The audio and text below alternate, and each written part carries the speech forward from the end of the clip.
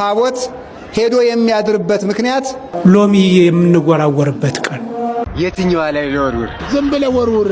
አንዷ ላይ ወርውር። ወርውር እስቲ።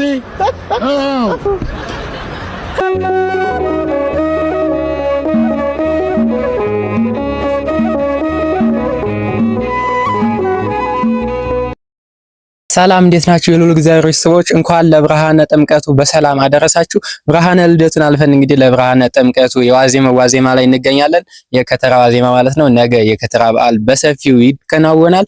በመሆኑም እንግዲህ የከተራና የጥምቀት በዓል ሲመጡ የሚነሱ ብዙ ጥያቄዎች አሉ። በተለይ ደግሞ ከጥምቀት በዓል ጋር ተያይዞ ወጣቶች በሰፊው የሚያደርጉት በከተማው አካባቢ ማለት ነው አሁን ላይ በሰፊው እየተለመደ የመጣ አንድ ጉዳይ አለ። ይህም ጉዳይ ሎሚ መወረወር ነው። እንዳያችሁት ቪዲዮውን ብዙ ሰው ሎሚ ይወረውራልና እውነት ግን ይሄ ሎሚ የሚወረወረው ከቤተክርስቲያን ስርዓት አኳያ እንዴት ይታያል? ቤተክርስቲያናዊ ስርዓት አለው ወይንስ ደግሞ በልምድ የምናደርገው ነገር ነው የሚለውን ሊቃውንተ ቤተክርስቲያን አባቶች በሰፊው አስረድተዋል።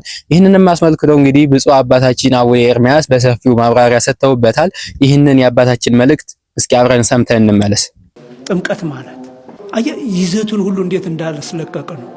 ሎሚ የምንወራወርበት ቀን ምናልባት እንደዚህ በቃ እንዴ ይሄ ሃይማኖቱን ይገልጻል ወይ? አይገልጽም። እንደሰማችሁት ነው እንግዲህ ሎሚ የሚወረወረው ስርዓት ከቤተ ክርስቲያን ስርዓት አኳያ ምንም ስርዓት የለውም። በተለምዶ የምናደርገው ነገር ነው ማለት ነው። ስለዚህ ጥምቀት በዓልን ስናከብር መሆን ያለበት ሎሚ እየወረወርን በተለይ ወጣቶች ደግሞ ሎሚ በመወርወር ሳይሆን ታቦታቱን አጅበን በመዘመር በሆታ በእልልታ እግዚአብሔር በሰጠን ጸጋ ልክ እያመሰገንን መዋል ነው ያለብን እንጂ ሎሚ የሚወረወረው ስርዓት ከቤተ ክርስቲያን ስርዓት አኳያ እንዳልሆነ ብፁዕ አባታችን አስተምረውናል ማለት ነው። በመቀጠል ደግሞ በተለይ በከተራ በዓል ወይም በጥምቀቱ ዋዜማ ላይ ታቦታቱ ወደ ጥምቀተ ባህር ወርደው በዚያ ያድራሉና ይህ የሚሆንበት ምክንያት ታቦታቱ ወርደው የሚያድሩበት ምክንያት ምንድነው የሚለውን ርዕሰ ሊቃውንት አባ ገብረ ኪዳን ግርማ ያስተማሩትን ትምህርት አብረን ቃኝተን ነው እንመለስ። ታቦት ሄዶ የሚያድርበት ምክንያት ክርስቶስ ሌሊት ከገሊላ ተነስቶ ወደ ዮርዳኖስ ስለሄደ ያንን ለማስታወስ ነው። ታቦታቱ መልሰው የሚመጡት ክርስቶስ ተጠምቆ ስለተመለሰ ነው። ታቦቱን ስለምናመልከው ሳይሆን በታቦቱ ላይ የሚያድረውን እግዚአብሔርን እናመልካለን። ኦርቶዶክሳውያን ማወቅ የሚገባችሁ ታቦት አናመልክም። የምናመልከው በታቦት ላይ ያለውን እግዚአብሔር ነው። ታቦት የእግዚአብሔር ማደሪያ ነው። የእግዚአብሔር መንበር ነው።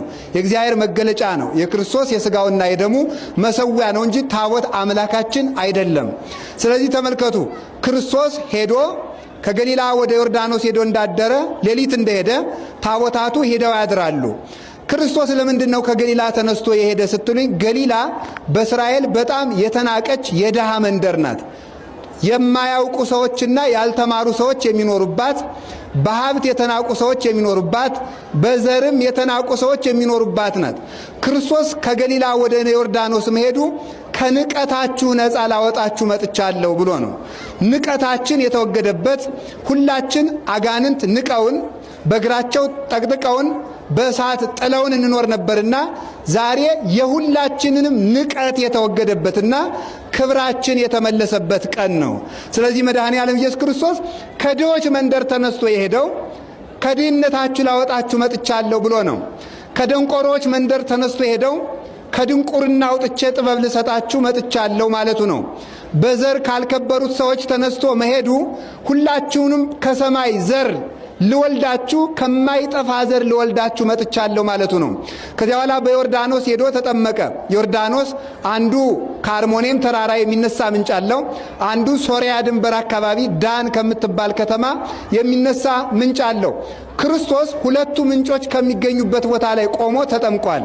ይህን ያደረገበት ምክንያት መለያየትን ላጠፋ መጥቻለሁ ማለቱ ነው። የአንድነት አምላክ ነኝ፣ መለያየትን ላጠፋ መጥቻለሁ ማለቱ ነበርና ከመለያየው ሳይሆን ሁለቱ ምንጮች ከሚገናኙበት ወንዝ ላይ የተጠመቀው ክርስቶስ የሁላችንንም መለያየት በኃይለ መስቀሉ ያጥፋልን። ሰላማዊ ኢየሱስ ክርስቶስ ለሁላችንም ሰላሙን ይስጠን። ዮርዳኖስ ላይ ሄዶ ሲጠመቅ እስራኤል ከግብፅ ተነስተው ርስታቸውን ሲወርሱ ዮርዳኖስን ተሻግረው ነው የወረሱ። ርስት የምትወርሱበት ጊዜ ደረሰ ማለቱ ነው። ሁላችንም አጋንንት የቀማንን ርስት እግዚአብሔር ይመልስልን። የርስት ጊዜ ደረሰላችሁ ማለቱ ነው። አብርሃም ጠላቶቹን ያሸነፈ ዮርዳኖስን ተሻግሮ ነው። ተጠምቃችሁ ጠላቶቻችሁን የምታሸንፉበት ጊዜ ደረሰ። የድል ዘመን ደረሰላችሁ ማለቱ ነው። አጋንንትን ድል የምናደርግበት ጊዜ የድል ዘመን ያምጣልን። ወገኖችኛ ድል የምንነሳው መጀመሪያ ጠላት ነው። አንድ ነገር ልንገራችሁ፣ ሰይጣን ቢሸነፍ ኑሮ ሰውን ማሸነፍ ቀላል ነው። ሰይጣንን ማሸነፍ ስላቃተን ነው ሰዎች የሚገሉን፣ ሰዎች የሚያርዱን። በሰዎች ላይ የሚገርማችሁ ኤልያስ የሚባለው ነቢይ ከተሰደደበት ተመልሶ አክዓብን ሲገናኘው ንጉሱ ኤልያስን ሊገል ብዙ ጊዜ ፈልጎ ነበረ። ኋላ ኤልያስን ሲያገኘው የንጉሱ ቁጣ በረደ። ለምን ምትሉኝ? ሊገለው ይፈልገው ነበረ። በኤልያስ ላይ ያደረው መንፈስ በንጉሱ ላይ ያደረውን ጋኔን አርቆት ነው ይላሉ ሊቃውንት። ዛሬም በጥምቀት በእኛ ላይ ያደረው መንፈስ ሊገሉን የሚመጡትን ሰዎች የሚያነሳሳቸውን ጋኔን ያርቅልን። ስለዚህ የማሸነፍ ጊዜ ነው። ሁላችሁም ማሸነፍ አለባችሁ። ማንን ነው የምታሸንፉት? ራሳችሁን አሸንፉት። ስግብግብነት፣ ስስት፣ ዝሙት እንዲህ ያለው ነገር መሸነፍ አለበት። ራሱን የሚገዛ ሰው ሀገር ከሚገዛ ሰው ይበልጣል። ራሳችን ለመግዛት ያብቃል። የማሸነፍ ጊዜ መጣ። አጋንንትን እናሸንፈዋለን። በምን? መስቀል። የተመታና የተማረከን ወታደር ማሸነፍ ቀላል ነው። ሰይጣንን ክርስቶስ ማርኮታልና ሰይጣንን ማሸነፍ እንግዲህ ቀላል ነው። ሰይጣንን መውጋት፣ ሰይጣንን መቀጥቀጥ እንግዲህ ቀላል ነው። ድል ነስቶ ድል መንሳትን ሰጥቶናልና በኃይለ መስቀሉ አጋንንትን እንድንቀጠቅጣቸው ስልጣን ሰጥቶናልና እዚያ ላይ የተጠመቀበት ምክንያት መድኃኔዓለም በዚህ የተነሳ ነው። ዮርዳኖስ ኢዮብ የሚባል ነቢይ በዮርዳኖስ ወንዝ ሲታጠብ ቁስሉ ረገፈለት። የእናንተንም የኃጢአት ቁስላችሁን ላረግፍላችሁ መጥቻለሁ ብሎ በዮርዳኖስ ተጠመቀ። የሁላችንም የህሊናችንም የስጋችንንም የደዌያችንም ቁስል ሁሉ መድኃኔዓለም ያርግፍልን። እየተከታተላችሁትን ይመስል ነበር። እንግዲህ ቤተክርስቲያን ስርዓት አላት። ሁላችሁም በስርዓቱ እየተገዛን የምንችል በመዘመር በሆታ በእልልታ የማንችል ደግሞ ታቦታቱን አጅበን በጭብጨባም በሁሉም ነገር በምንችለው እግዚአብሔር በሰጠን ጸጋ እንድናከብር ይህ በዓል የሰላም የፍቅር የአንድነት በዓል እንዲሆንልን ቀናንሞት ሚዲያ ምኞቱን ይገልጽላችኋል።